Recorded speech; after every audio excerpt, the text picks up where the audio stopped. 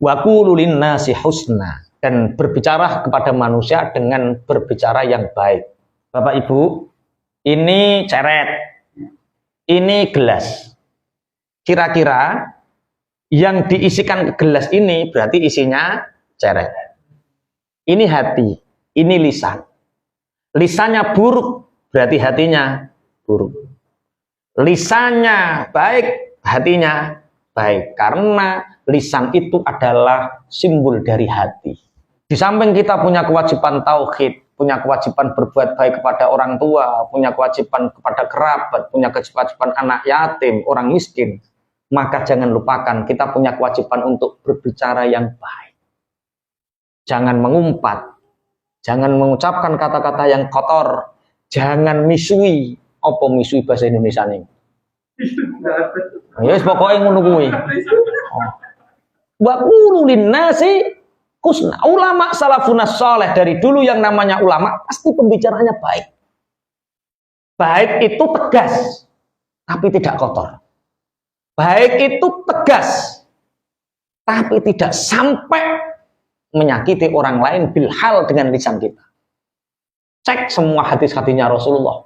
Rasulullah itu faslul khitab. Sekali berbicara orang kafir nggak bisa bantah. Tapi itu tidak menjadikan orang kafir sakit hati karena perkataannya. Nah ini hebatnya. Kalau kita kelihatannya tidak bisa. Wong kok kulino misuh, gak misuh murah marem modelnya. Gak aku ora ngentek wong Surabaya, maksudnya sampean tak ngomong sing apik ngono lho. Umpama ndang wong lanang suami istri ngomongnya apik, basa nerkenek, geger enggak kira-kira? Jenengan iku pripun to? Mas kok ngoten lho pripun? Sing lanang yo duka mah mbok nggih sampun. Ora iso misuh. Lah hari ini kita dihadapkan pada fenomena di mana orang banyak ditokohkan ketika seneng ngomong kotor. Ulama kok ngomong kotor, itu ulama apa dudu dipertanyakan. Karena apa yang diucapkan itu simbol dari hati. Wa qulu linnasi husna. Ucapan kepada manusia, ucapan-ucapan yang baik. Aman lihat sejarah, ada enggak sejarah para nabi, para tabi'in? Khalid bin Walid itu keras, Sayyidina Umar bin Khattab keras, tapi kerasnya tidak omong kotor. Kerasnya itu khaliyah, fi'liyahnya keras. Terhadap undang-undang tegas. Tapi ucapannya tidak mengucapkan kata-kata kotor. Wa qulu linnasi husna. Wes. Wa aqimus shalah, kemudian dirikan sholat.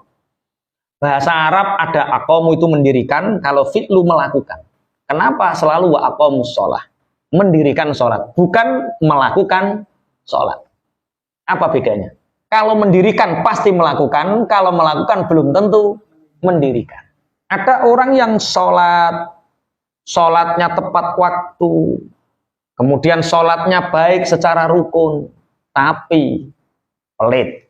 Itu berarti dia sudah sholat, tapi belum mendirikan. Dia sholat, tapi sama kerabat buruk. Oh, dia sudah sholat, melakukan sholat, tapi belum mendirikan. Karena arti mendirikan sholat itu tanha anil fahsya wal munkar. Sholat menjadi jalan hidup. Dengan sholat ini dia terhindar dari fahsya dan munkar.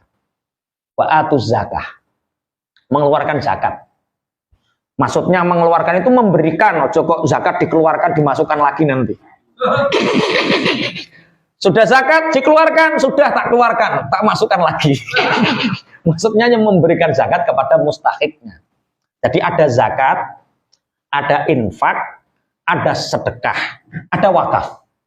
Ada berapa? Pertama, zakat, kemudian infak, sedekah, wakaf. Ini beda. Zakat itu 1 tahun sekali. Orang pelit zakatnya 2,5%. Itu orang pelit. Kenapa ukurannya 2,5%? Yaitu ukuran orang itu punya tabiat pelit. Makanya Gusti Allah 2,5% uang medit. Nek kepingin ora diarani medit, tambahi 3%, 4%, 5%, 10% sampai seberapa kita mampu. Itu zakat. Zakat itu menunggu haul, menunggu 1 tahun. Misalnya Pop Jasa didirikan pada tanggal 18 Desember. Setiap tanggal mulai tanggal 15 dihitung. Inventorinya dihitung. Kemudian setelah inventori ditambah OCF. Putaran uangnya dihitung. Inventori plus ICF sama dengan nisab. Baru dibagi, namanya zakat 1 tahun sekali. Ada sedekah.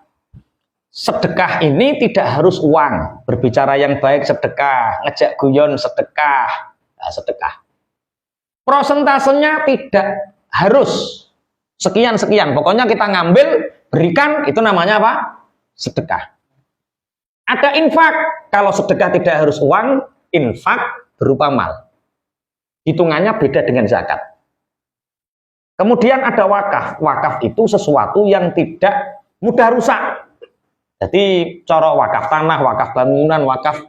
Jadi pemberian sesuatu untuk Allah yang sesuatu ini tidak rusak. Ma'abaqoi ainihi, itu namanya apa? Wakaf. Ya itu wis, engko dipelajari dewi. Iki wis zakate wis ditokno turu. Aku kan sudah mengeluarkan setiap bulan Ustaz. Itu namanya infak. Infak tidak akan pernah bisa mewakili zakat karena infak hukumnya sunnah, zakat hukumnya wajib, dan zakat dalam perdagangan harus menunggu nisab dan haul 1 tahun. Ini kok mau meneng kok tersinggung model sampean.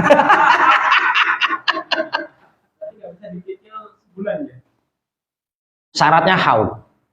Jadi kewajibannya itu setelah langsung.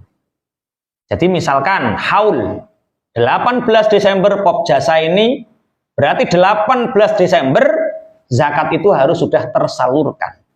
Berarti ngitungnya setelah 15. 3 hari ngitung. Ayo tim ngitung berapa OCF-nya, operasional cash flow-nya berapa, inventorinya berapa, itu yang menjadikan nisab. Kalau sudah lebih dari nisab, dia kewajiban zakat. Kalau kenapa bulanan tidak mewakili zakat? Karena bulanan ini yang namanya bisnis kan naik turun.